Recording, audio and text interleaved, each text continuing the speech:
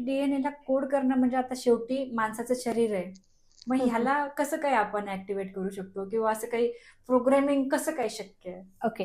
आता सांगते की डीएनए मध्ये आपण आता जे जे काही लाईफ जगतो त्याच्यामध्ये फक्त 3% डीएनए यूज करतो.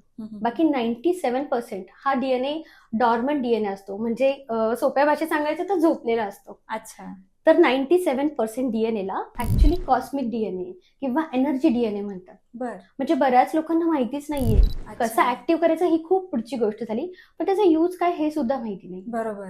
आता ज्यांनी ज्यांनी हे डिकोड केलंय हम्म. ते लाईफमध्ये खूप सक्सेस झालेले आहेत. बरं, मग हा जो विषय आहे डीएनएचा, सो मग हा ऍस्ट्रोलॉजी किंवा न्यूमरोलॉजी याच्याशी रिलेटेड आहे का, हा वेगळाच पार्ट? नक्कीच नाही.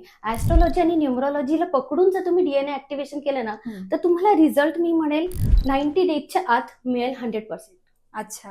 नाही तर तुम्हाला असं कदाचित काही वर्ष जसा तपस्या करतात तसं पद्धतीने तुम्हाला रिझल्ट मिळू शकतो. पण मी काय करते आता, माझी टेक्निक जी आहे ती न्यूमरोलॉजी ऍस्ट्रोलॉजी याचा बेस पकडून किंवा आपल्या भोवतीचे एक एनर्जी फील्ड असतं, एनर्जी पॅटर्न असतं, ते या सगळ्याचं मिश्रण करून जेव्हा आपण डीएनए ऍक्टिव्ह करतो तेव्हा त्याचा स्पीड हा तुम्हाला 10x मिळतो. संपूर्ण व्हिडिओ बघण्यासाठी द सारिका शो या यूट्यूब चॅनलला आत्ताच भेट द्या.